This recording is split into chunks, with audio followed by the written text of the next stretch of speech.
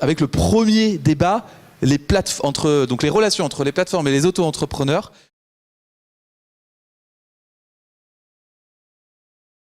Je demandais à Pierre Serra, coursier indépendant, de venir s'installer. Jérôme Pimaud, coursier à vélo, ex-livreur dans la foodtech, qui se définit sur Twitter comme, je le cite, un sniper combattant l'ubérisation. Jérôme, si vous voulez bien venir vous installer. Bruno Aziza de SOS Jobber, SOS Jobber qui est partenaire de la fédération. C'est une plateforme de service aux particuliers. Lucas Tiss, cofondateur de DoYouBiz, qui est une plateforme qui permet de trouver des missions professionnelles, et Sergine Dupuis, fondatrice, directrice générale de Bboss, qui est aussi un partenaire, bboss.fr, nouvelle plateforme qui va vous permettre de trouver des missions en grand nombre avec des professionnels. Donc je vous laisse vous installer et puis je vais vous passer un micro, ça sera plus pratique. Merci. Tac. Ouais. Tiens. Merci beaucoup. C'est activé ? Merci. Ouais, c'est bon. Bon. C'était là. Tac. Alors, un débat en deux temps. D'abord, les plateformes dans leur méthode au quotidien. Y a-t-il des abus? C'est une vraie question, au-delà de parler de l'aspect réglementaire, d'ubérisation, etc. Et je pense que Jérôme Pimaud nous expliquera son expérience avec certaines plateformes qu'il dénonce très activement sur le web, de ce que j'ai pu constater. Est-ce qu'il y a des abus? Certaines d'entre elles devraient-elles se remettre en question leurs pratiques à l'égard des indépendants? Et puis ensuite, on abordera la question de l'ubérisation. Jérôme Pimaud, question très simple. Avant d'aborder la question justement de l'ubérisation, que reprochez-vous aux plateformes dans leurs pratiques? Et concrètement, quelle plateforme visez-vous? Bonjour déjà. Bonjour. Je suis livreur à vélo. Enfin, j'étais livreur à vélo. Je suis devenu coursier. Un petit peu plus près de la bouche. Ok. Ah oui, parfait. En effet. Donc j'ai été livreur pendant plusieurs mois, pendant presque un an, de restaurants. Donc je travaillais avec les plateformes de ce qu'on appelle la foodtech, la livraison de restaurants à domicile, et plus particulièrement à vélo. Même s'il y a des scooters, mais bon, on travaille beaucoup avec des vélos. J'ai exercé, j'ai analysé, j'ai compris, et quand on commence à comprendre comment ces plateformes travaillent et pourquoi elles travaillent avec les auto-entrepreneurs, on ne peut que décider de les combattre, si on en a évidemment les moyens. Beaucoup de livreurs sont évidemment dans une dépendance économique de ces plateformes-là. Ils arrivent à dégager un certain revenu. Donc c'est un petit peu difficile de développer l'esprit critique de ces jeunes-là à vélo. Moi j'ai travaillé dans la première en France qui s'appelait Toc Toc Toc. On peut en parler parce qu'ils ont disparu, ils se sont fait racheter il y a quelques semaines. J'ai travaillé dans la première et le premier sentiment que j'ai eu quand j'ai travaillé plusieurs semaines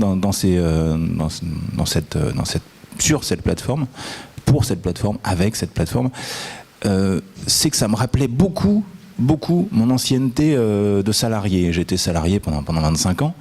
En tant que livreur aussi? Non, j'étais salarié, j'étais graphiste, j'étais décorateur.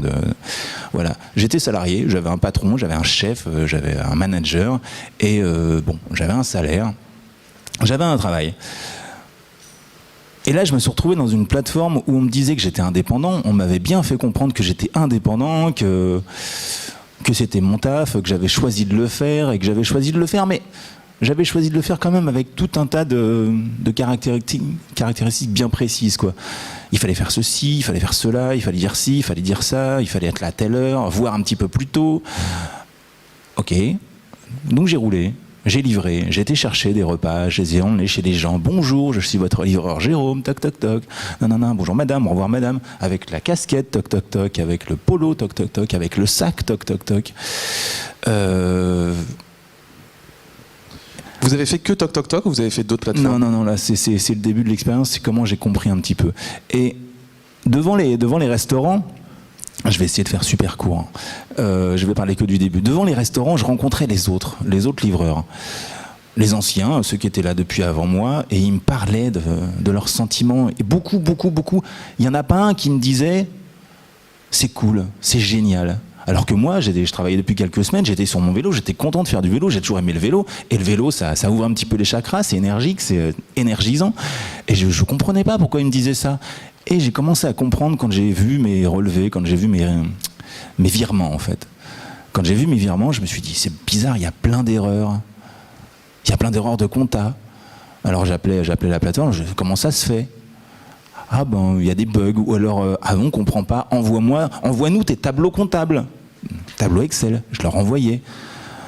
Et là, ils me disaient à chaque fois, ah oui, c'est des bugs, écoute, merci de nous avoir fait relever ces bugs. Il y avait des bugs partout, il y avait des bugs de compta, évidemment, de facturation, de tarification, d'application. Jérôme, je vous coupe, ça c'est un conflit avec TokTok. Toutes les plateformes ne fonctionnent pas comme ça. C'est un conflit avec toutes les plateformes parce que... Pourquoi vous les avez toutes essayées ? J'ai travaillé pour TokTok. Ensuite, je suis allé chez Take It Easy parce que je pensais que c'était mieux. Vous avez eu la même expérience à Take It Easy ? L'expérience diffère sur des détails, mais dans la globalité, c'est la même chose. Grosso modo, oui, en effet, on va passer les détails. Grosso modo, ensuite, je suis allé chez Deliveroo parce que je pensais aussi que c'était mieux. Grosso modo, ces plateformes-là utilisent, et je l'ai compris parce qu'un avocat et un juriste m'ont expliqué très très concrètement, ce que tout à l'heure on voyait dans le petit exposé, un auto-entrepreneur, un micro-entrepreneur, un travailleur indépendant, dans sa fonction de base, il doit être détaché de toute subordination. La subordination, j'ai appris ce que c'était, j'ai lu ce que c'était, et c'est disponible sur Internet. Vous tapez lien de subordination, on voit le lien de subordination, il est défini, c'est ce qui définit évidemment la différence fondamentale entre un salarié et un indépendant. Le lien de subordination, il est défini par un faisceau d'indices, plein d'indices, il y en a une dizaine, une douzaine, notamment le fait d'être habillé aux couleurs d'une plateforme. Ça vous posait problème ?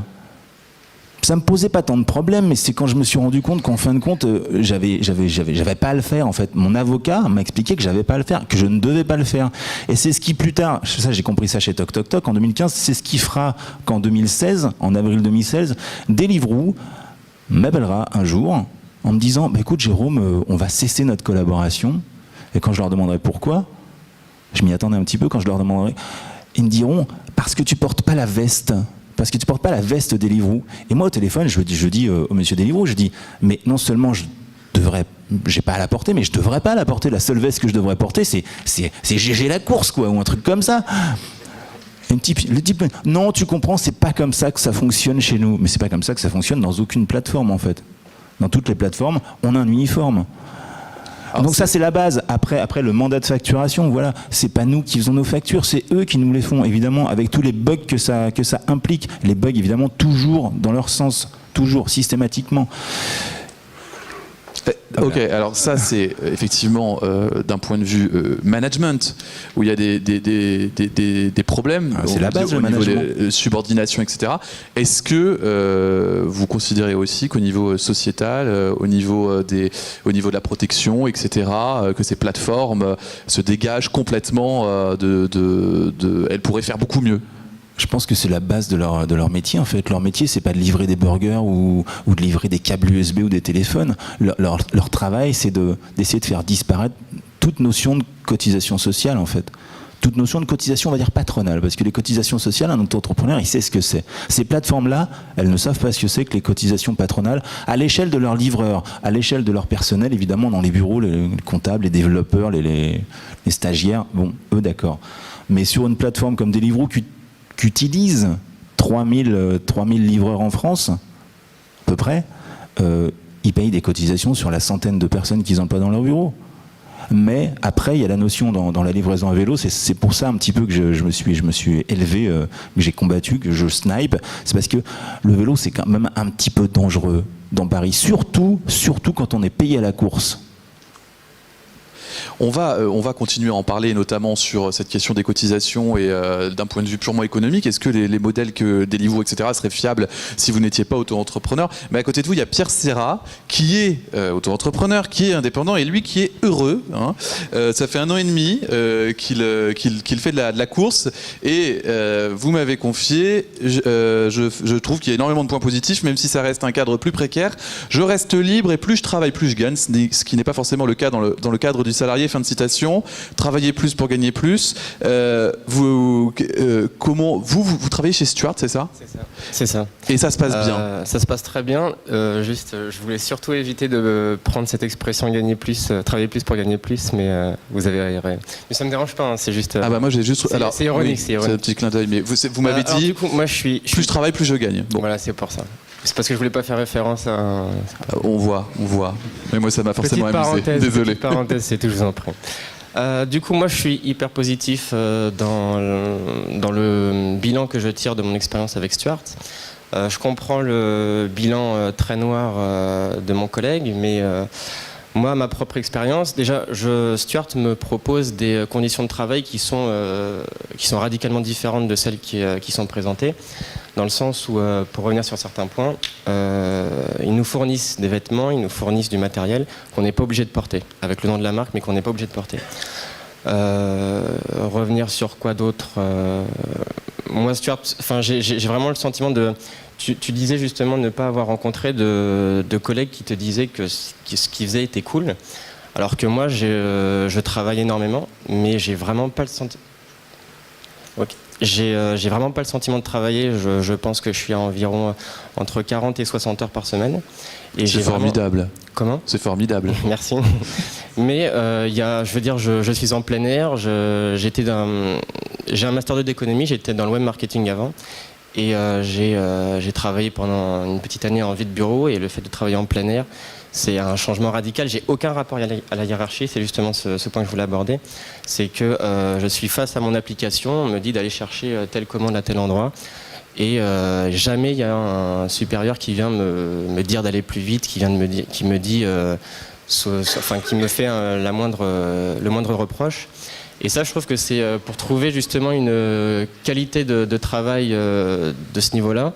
Je pense qu'on peut chercher vraiment très longtemps. Donc on le voit, c'est surtout une question de plateforme. Et justement, sur cette question de plateforme, on va interroger Sergine. Bonjour Sergine Dupuis, Bibos. Si je viens vers vous, c'est parce que vous avez déclaré dans les Échos que vous vouliez faire quelque chose de massif. Je retrouve mes notes. Massif, juste et sociétal. Absolument, voilà. Ouais. C'est pourtant assez court à retenir, mais effectivement. Et ça rejoint ce que est en train de dénoncer Jérôme Pimaud, les problématiques dans l'attitude des plateformes. Et vous dites en gros, on peut être une plateforme responsable qui respecte les auto-entrepreneurs et qui les prend pas pour de la marchandise. J'ai pas exactement dit ça, mais non, mais je synthétise. C'est bien cela. En fait, Bibos, que je représente aujourd'hui, est une plateforme qui souhaite mettre en relation un maximum d'auto-entrepreneurs d'un côté et un maximum d'entreprises de l'autre. Donc nous ne sommes pas une plateforme C2C, on passe par des gros canaux de distribution que sont les entreprises et on les aide à faire une meilleure proposition de service à leurs propres clients. Donc imaginons que nous travaillons avec un gros marchand de meubles. Celui-ci va pouvoir proposer à ses clients, au moment de l'achat du meuble, que cet achat soit accompagné d'une prestation de service, de montage de meubles. Ce qui est souvent assez pénible à faire quand on le fait tout seul à la maison. On a de l'autre côté, donc de cette marketplace, de cet algorithme de mise en relation, des auto-entrepreneurs de tout type de savoir-faire. Donc oui, des gens qui sont capables de monter des meubles, qui sont capables de faire l'installation d'un ordinateur à domicile, qui font de la conciergerie administrative. Bref, ils ont plus de 25 savoir-faire. Et nous sommes hyper fiers de pouvoir nous dire qu'on va les aider à trouver un revenu de complément ou une activité rémunératrice sur la base de ces talents qui, la plupart du temps, ne sont pas valorisés en entreprise. Et en tout cas qui ne donnerait probablement pas lieu à un CDI. On a tous conscience aujourd'hui, et c'est vrai que ce serait pas lucide de penser le contraire, que les entreprises n'ont pas la capacité de fournir du travail à tous en France, ou alors pas suffisamment. Et il y a beaucoup de savoir-faire et de talents qu'ont les gens, les étudiants, les seniors, les inactifs, qui ne sont pas valorisés et dont ces gens-là ne tirent pas profit en termes de revenus. Donc, on a envie de remettre la France au travail, on a envie d'aider les gens, quels qu'ils soient, à valoriser leurs talents et à gagner plus d'argent, se faire des revenus de complément. Et le fait que nous travaillons avec des entreprises qui sont de gros canaux de distribution, qui assurent un gros volume de missions aux auto-entrepreneurs, fait que nous devons parler et travailler avec de très nombreux auto-entrepreneurs. Quand c'est le cas, on ne peut pas, nous, abonder dans cette précarisation. On ne peut pas effectivement exploiter cette formidable manne de prestations de services. Si on veut effectivement que ce soit massif, que ça profite à tous, que ça redonne du travail à tous et que les entreprises en profitent en toute légalité, il faut qu'on mette en place des bénéfices pour que ces auto-entrepreneurs se sentent moins dans une situation de précarité.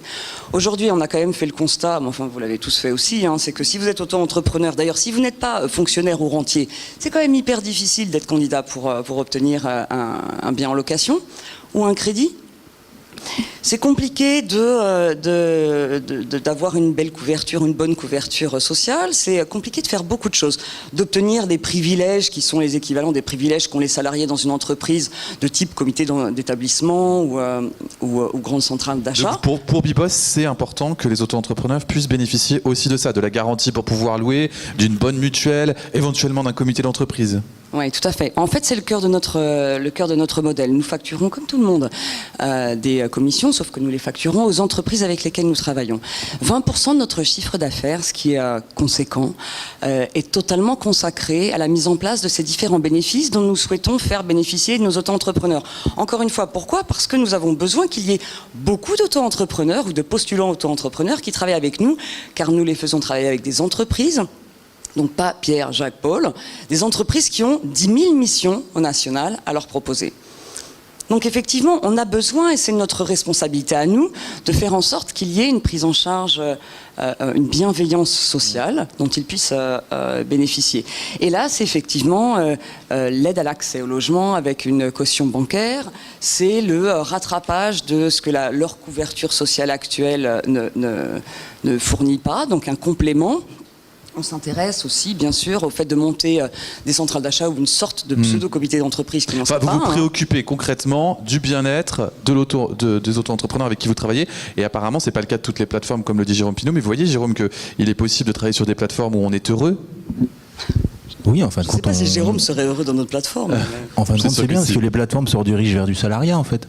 Comité d'entreprise, cotisation, enfin, et pourquoi pas avantages, privilèges. Bah oui, donc ça servait à rien d'utiliser de l'auto-entrepreneuriat si on retourne vers du salariat. Même la loi El Khomri, pour vous, le régime vers du salariat. auto-entrepreneur, c'est juste pour lutter contre le salariat. Pardon ? Le régime auto-entrepreneur, pour vous, c'est juste pour lutter contre le salariat. Il n'y a pas d'autres aspirations auxquelles il puisse répondre comme une forme de liberté, notamment du côté des indépendants.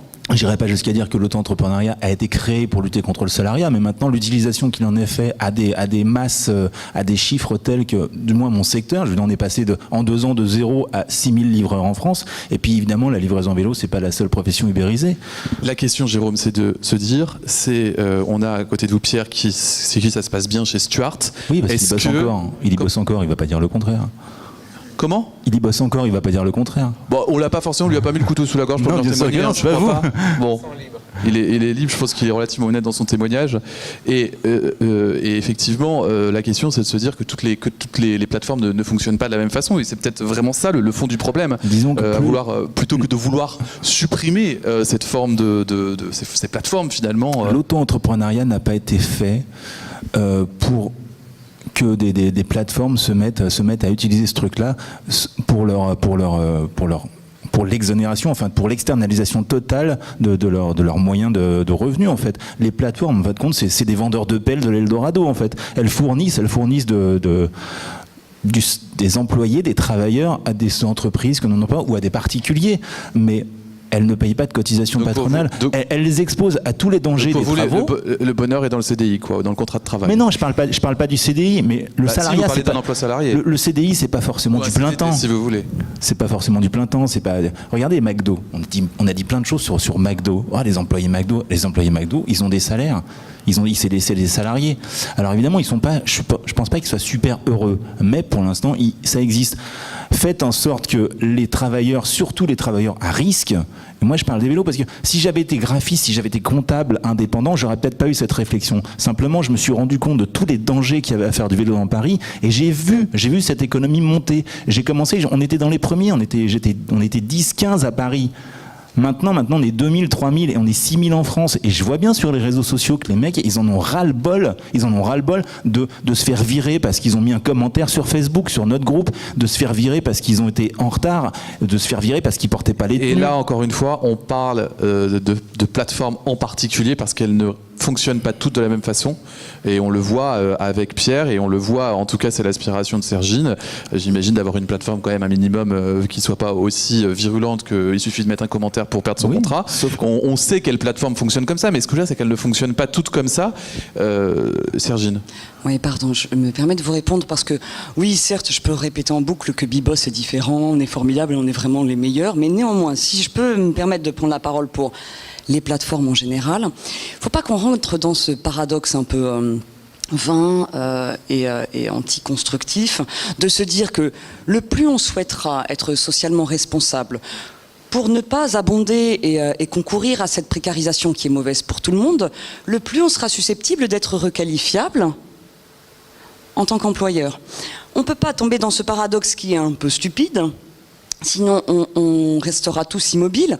Soit on prend en compte, et c'est socialement important, et c'est majeur, soit on prend en compte la détresse, le danger, la difficulté d'accéder à un logement, le fait d'avoir du mal à boucler les fins de mois. On compte cela, on devient socialement responsables, des plateformes socialement responsables. Soit on reste tranquille à notre place, on fait passer pour des... on peut pas ne pas faire, parce que ce serait totalement irresponsable. Du coup, il faut quand même être logique. On ne peut pas nous reprocher de faire, alors que ce n'est que protection qu'on souhaite offrir, pour se battre avec vous contre la précarisation. Maintenant, ça fait 2 ans que ça existe. Ça fait 2 ans que ça existe et moi je vous dis, je répète, je suis dans un secteur qui est hyper exposé au risque. Vous, je sais pas, vous proposez à des gens d'aller monter des meubles, de les livrer, d'accord, ok. Travaillons sur une protection, sur des avantages. J'ai pas envie de dire privilège parce que privilège ça fait un petit peu fonctionnaire, syndiqué, hyper protégé. Sur des avantages, ok. Mais pour l'instant, si on en arrive à avoir ce débat aujourd'hui, c'est que ça fait 2 ans qu'il y a des plateformes qui justement usent et abusent de ça. Si elles avaient commencé déjà par travailler sur la protection des gens. Vous définissez comme sniper contre l'ubérisation, vous ne ciblez pas de plateforme en particulier, et c'est ça qui est étonnant, c'est qu'on voit que ce sont des attitudes discutables de la part de plateformes et qu'on ne parle pas de l'ubérisation en général. Et d'ailleurs, on se rend compte que... Je parle pas d'ubérisation, là, je parle de... moi je reprends vos termes qui sont sur Twitter, sniper combattant l'ubérisation. Non mais là je ne sais pas si c'est de l'ubérisation, Bibos. Enfin, ce sont des indépendants, donc c'est lié au phénomène d'ubérisation. Ouais. Et ce qu'a sous-entendu effectivement Sergine en parlant d'immobilité, c'est que soit on fait rien et on bouge pas, et dans ce cas-là, ok, on reste comme ça, soit on accompagne et on améliore ce régime auto-entrepreneur et on crée ces plateformes, parce qu'en réalité, économiquement, ces plateformes ne sont pas viables si le régime auto-entrepreneur n'existe pas, parce qu'il est impossible de salarier toutes ces personnes. Et par ailleurs, Ludovic, les différentes entreprises avec lesquelles nous travaillons n'ont et ne feront jamais cela, n'ont jamais eu la possibilité d'embaucher 3500 CDI pour déployer un nouveau service sur toute la France. Elles ne le feront jamais. Elles n'emploieront jamais 3500 mecs dont la qualité principale est de faire du vélo. Pourquoi ? Parce qu'il y a une flexibilité de ce travail-là qui ne pourra jamais être garantie par le CDI. Ça coûtera 1000 fois trop cher par rapport à ce que ça leur rapporte, et comme elles ont quand même comme job de faire un peu d'argent en rendant leur service, elles ne le feront pas. Donc la solution, c'est pas l'immobilisme, c'est pas non plus d'employer tous ces gens. Nous ne le ferons pas, personne ne le fera. Personne se dira je vais créer plein de nouveaux services en France, des services de confort, des services nouveaux qui peuvent rendre service aux gens, qui les désenclavent, qui les aident, en se disant je vais pouvoir recruter des salariés pour le faire. Personne ne le fera, c'est pas économiquement viable. Oui, Bruno Aziza, justement, votre plateforme SOS Jobbers, parce que le temps est compté, votre plateforme, son modèle économique est d'abord assez simple, c'est que vous prenez une commission, vous mettez en relation des indépendants qui proposent des compétences avec des particuliers. Donc Bibos, c'est avec des pros, mais vous, c'est avec des parts, et vous prenez une commission, c'est ça ? Absolument. On n'a pas dit qu'on n'ira pas à un terme aussi dans le professionnalisme, mais on va rester déjà dans ce qu'on a lancé. La plateforme que nous avons mise en place permet effectivement de donner prioritairement une certification de la personne qu'on vous envoie. Vous ne pouvez pas recevoir un jobber qui n'a pas préalablement été vérifié. Et si le régime auto-entrepreneur n'était pas généralisé, si l'ubérisation, ce phénomène n'existait pas, SOS Jobber n'existerait pas et les jobs qui en découlent n'existeraient pas non plus. Pas exactement, parce que nous prenons à la fois les auto-entrepreneurs, mais les artisans et les indépendants.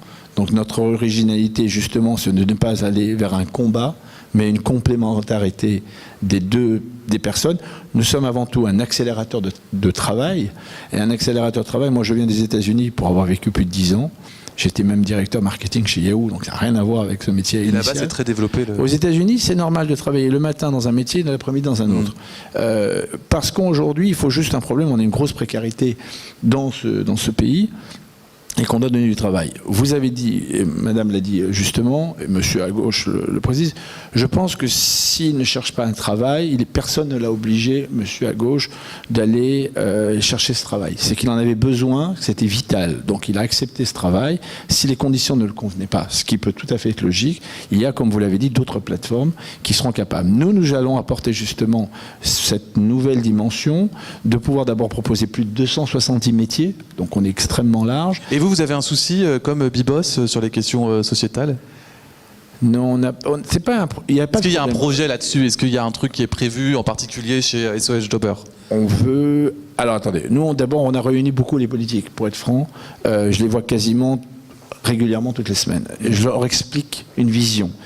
Il faut qu'ils la partagent avant tout, cette vision. Et cette vision, c'est qu'aujourd'hui, vous avez raison, il faut qu'il y ait derrière une protection, madame le dit justement, il faut que la personne se sente aussi rassurée quand elle a un statut auto-entrepreneur de pouvoir travailler sereinement sur une plateforme comme la nôtre, d'être rémunéré, de ne pas avoir de problème de bug, comme il a bien expliqué évidemment, et que nous soyons, c'est pour ça qu'on a parlé de tiers de confiance, c'est parce que notre objectif fondamental, il va aussi bien pour le consommateur que le jobber, de travailler. Mais attention, nous apportons une nouvelle aussi dimension qui est le badge. Le badge, un peu le TripAdvisor du travail.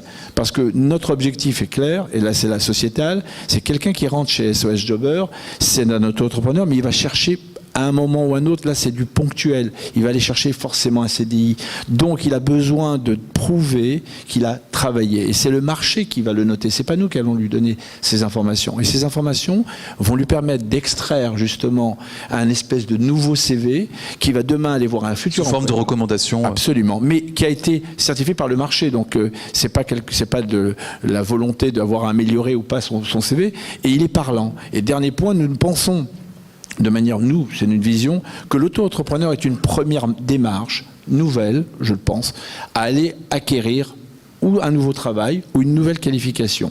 Derrière cela, je pense que c'est pas viable, alors paradoxalement, sur du très très long terme. Je pense que les gens, à un moment ou un autre, comprennent qu'ils vont vers autre chose ou créer leur propre entreprise pure, ou bien travailler dans une société, mais avec un parcours qui est clair, qui est détaillé, qui rassurera aussi l'employeur de ne prendre aucun risque, parce que vous l'avez dit tout à l'heure, et madame l'a dit, on a beaucoup, on a toujours une épée Damoclès qui est les problèmes prud'homales, qui sont requalification, etc. Et on en parlera tout à l'heure. Voilà. Lucatis, alors on l'a dit, il y a beaucoup de plateformes qui se créent, hein, c'est un peu l'effervescence grâce ou à cause, je ne sais pas, de l'ubérisation de la société. Donc vous avez créé Do You Biz. Expliquez-nous un petit peu le concept de cette plateforme.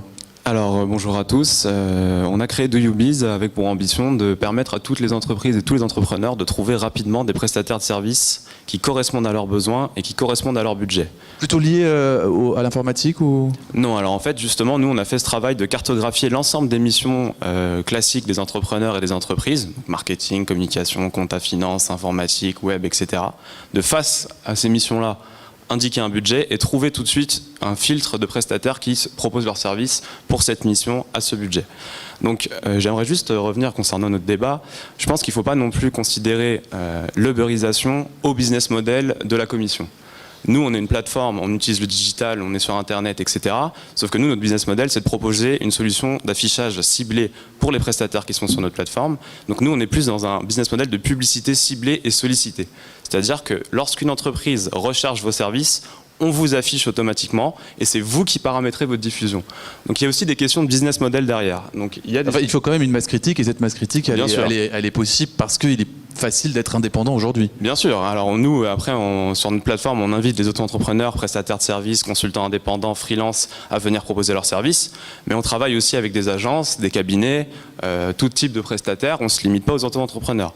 Après, clairement, pour les auto-entrepreneurs sur notre plateforme, il n'y a pas d'histoire de commission, etc. Nous, c'est de la publicité ciblée. Donc je voulais simplement revenir sur le fait que l'uberisation, c'est vrai qu'il y a sûrement des modèles à développer, il faut travailler sur pas mal de sujets, mais la commission n'est pas le seul business model de ces plateformes-là. Donc il ne faut pas non plus confondre Uberisation et commission et du coup une certaine... on va dire on est lié à la plateforme, etc. Voilà. C'est aussi beaucoup de liberté, je pense, pour beaucoup d'entrepreneurs aujourd'hui. Je pense que je partage un peu aussi le discours de Pierre tout à l'heure. C'est quand même aujourd'hui dans une économie où voilà, nous on est jeunes, c'est vraiment difficile aujourd'hui aussi de trouver un job, il faut faire ses preuves, donc je partage aussi l'opinion de monsieur. Je pense que c'est très important de bénéficier d'opportunités grâce au web, grâce au digital, grâce à ces plateformes-là. Et bien sûr après il faut travailler sur d'autres sujets, notamment la sécurité. Bien parler dans le micro. Voilà. Pardon. Voilà. Donc voilà. Très bien, merci pour cette première table ronde. On retiendra qu'il n'y a pas forcément besoin de légiférer quelque part sur ce que vous pouvez dénoncer, parce qu'on a des plateformes qui savent bien se comporter, qui sont soucieuses des auto-entrepreneurs, ça existe, on l'a vu. Peut-être réfléchir à, je sais pas, l'établissement d'une charte au niveau de la Fédération des auto-entrepreneurs. Mais c'est vraiment dommage, en tout cas, qu'il y ait des plateformes, si elles suivent ces assises à travers YouTube, je n'en vise aucune, qui se comportent extrêmement mal et qui mettent finalement une image tout à fait négative sur les autres. Merci beaucoup.